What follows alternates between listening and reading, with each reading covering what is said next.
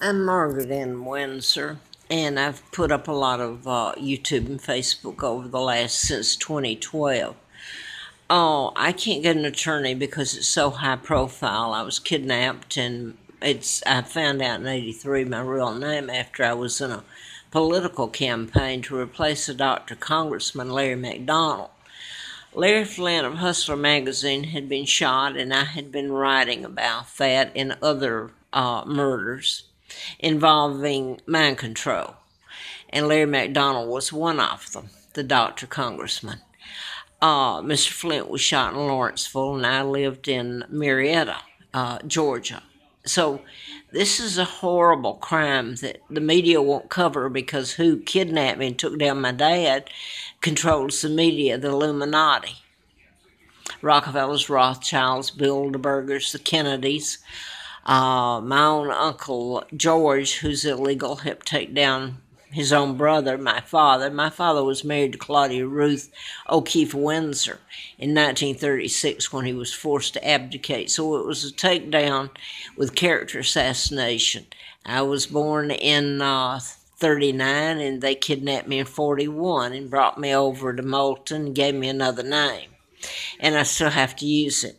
But what I wanted to say here is after I was out at Mr. Flint's, he furnished me a car for a year, and I was, I can hardly talk, by the way. After then, I didn't hear from him anymore, and I turned the car back in. And I'll just say this, I was put on the side of the road, literally, with, people don't question what I'm saying. I've always had the proof and everything, who I am. Uh, Elizabeth is illegal, and she's part of the people that kidnapped me. Her own father helped kidnap me. So she's way up in the Illuminati. But what I want to say here is I have an autoimmune disorder. And when I'm in close quarters and forced to inhale toxic fumes, I get very sick. And over time, and this is what's been done, it's all been deliberate. Over time, uh, the inflammation, my immune system attacks itself. I get so low with what's going on in my body, the energy level, and my immune system attacks every part of my body, my kidneys, my lungs. I have to wonder, liver, what going rate for kidneys and liver, etc. You understand what I'm saying? There's no cure. You have to get away from it. If you inhale it and it's toxic and it's where you're living, they either fix it, which normally that would be done, but this is deliberate to run me. So I started putting it up on Facebook and YouTube, what was being done to me. Specifically, I want to mention this, and I'm here right at the moment. And by the way, I've tried to leave Roanoke. I have been forced to come back. So this is where it was put together for me to stay. And I'm just about dead. I can't walk now. Right now, I don't know what I'm going to do. I've been putting this up. The Patels and Shahs own and I'm in one that's Motel 6 on 3rd Lane Road, and it's owned by the Shahs. It was bought out a few years ago. The Shahs and Patels are from India, and it was my understanding that they were sent over here to help me. I came here in 86, October of 86, and I couldn't get jobs. And I'm just going to say this once because I put all this up. Over the years, for instance, Sonny Shaw owned it. No, yeah, he did. He owned, it's just down the road from me now, yeah. Back then it was called something else. I don't remember what it was called, but I remember I got a little bit of money, and I paid for a week, and it was okay. So I paid for a month. Well, I lived there for 2 or 3 days after I paid for a month, and all hell broke loose, the chemicals and etc. I called Mr. Shaw, and he told me if I'd walk from here downtown to the Ramada Inn, which is across town, about 10 miles or 12 miles at least, he would give me a place there to stay and give some of my money back. I got down there, it was all a lie. And the same thing happened to me there. He gave me a room that was toxic, and his housekeeper had been living in that room. Of course, it was okay for her. It's nobody is getting the poison fumes but me. She told me and her, I don't know if it was her boyfriend or husband and another couple, that they had been to Washington, D.C. Trying to help in what was going on with me, and it was too high profile. It's because who my dad is and who I am and who this country helped install. You get into Roosevelt, the president, and the Kennedys, and part of my own family, and Winston Churchill. It's the Illuminati. Now, I can hardly talk now, and I'm so sick. I haven't broke the law. Every step of the way, it has been running me, and when I'd get a little money and a place to stay, the same thing would happen. I'd have to leave. And over the years, it's become so toxic. Right now, I can't even walk hardly, and I hurt my spine, the inflammation in my kidneys. And I've put this up. It's not that people don't believe me. They do. I don't understand it because I've tried to get an attorney. I've gone to legal aid, and Bostwick, the attorney that took it a few years back, quite frankly, Xeroxed everything and told me to keep in touch. And the next thing, when I called back a few days later, he was gone. He had up and left. And then they didn't want to talk to me. And I'm going to tell you what has been told me, and it's true, that law enforcement is in on this too. They come in and they either threaten it's the Shahs and Patels, really, and they have massed a lot. They own all the land out in what land that the hotels and motels are on, and some of that's quite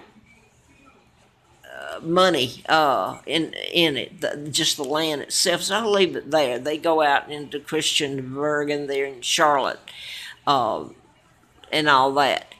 Anyway, somebody showed me, they'd seen my YouTubes a few years ago, and they gave me a paper, and I'm babbling because I am very sick right now. I can't go much further. He showed me a paper, and I've still got the copy of it, and I've put it up, where Sonny Shah had just opened a new hotel here in Roanoke, and his friends go up to the ex-governors. I'm talking about Mark Warner, who's a senator now. You've got, I can't even think right at the moment. I'm so sick.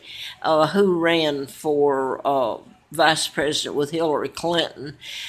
He's a friend. He's in the House of Representatives. He's Democrat, anyway. And there's several more right at the moment. I feel so bad. That's the reason I'm putting this up. And I want to just skip to this. Nobody touches this. Over the years, when I'd get a little money and a place to stay, the same thing would happen. Well, they've made me look, if you don't care to listen to it, they made me look like a nutcase or something. What they've done is kept me a pauper and kept me with no money and no place to live. I usually put a magazine back in 84. It was April 84 that Hustler magazine did. They sent it to me, and I had the car, and they had to have known where I was to even send the magazine to me. And it was an endorsement saying for presidency, I'd run for Congress in 83. And I wanted to say that Mr. Flint said I knew who was responsible for his shooting in Georgia. And, of course, I've put this up because it was a good endorsement. I want to say this, and I never wanted to get anybody in trouble. Malcolm Barber was FBI agent out of Atlanta. when I was issued a letter, ongoing investigation, national security involved. I hadn't found out about my kidnapping at the time. I had done the book and was trying to get it published, MD, A License to Kill, and I was talking about program shootings and this whole list of it. Mr. Flint was one. The guy that shot him was programmed. George Wallace from Alabama was programmed. Shooter that made him, paralyzed him. And there's a long list of them. So that I don't get lost here, because I'm pretty sick, really am right at the moment, and I wanted to get the rest of this up. This has gone on, and nobody will touch it. It's almost like a joke, a sick joke. Malcolm Barber called me at, I was living in Falls Church, and it was in January. I had just gotten the magazine mailed to me by Hustler, with that endorsement in it. And it's in most of my YouTubes and Facebooks. And he said to me, he said, "Hey, this is Malcolm Barber from Hustler Magazine." He said, "Larry is so upset he can't find you. He's so worried about you." Well, I mean, what's wrong with this, what he's just said? He's just called me. They've just sent me the magazine. And I said, "Well, Malcolm Barber, you are an FBI agent. You work for Mr. Flint?" He said, "Well, in other words, the FBI run Hustler Magazine, all right? Now, I don't like using people's names, and I don't want to get him to hurt, and I don't hurt, and I hope he's still alive. I haven't talked to any of them. It's like I've been run from here to here to here."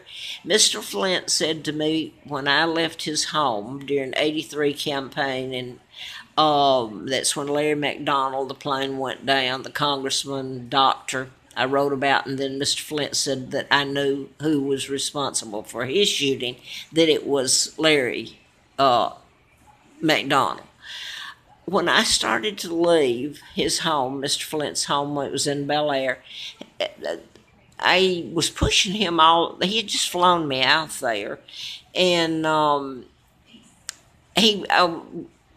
it was like he'd flown me out there, but I had nowhere to live. Well, I did have a little money then that I could have gone to the motel there and spent, but he had flown me out there. It's out of character, the whole thing. He finally found a room in his house, where when I was out there before, right away he gave me a room. He's always nice. The whole point is, and I wanted to get this other up real quick, when I started to leave, he said, "There's no room in the inn."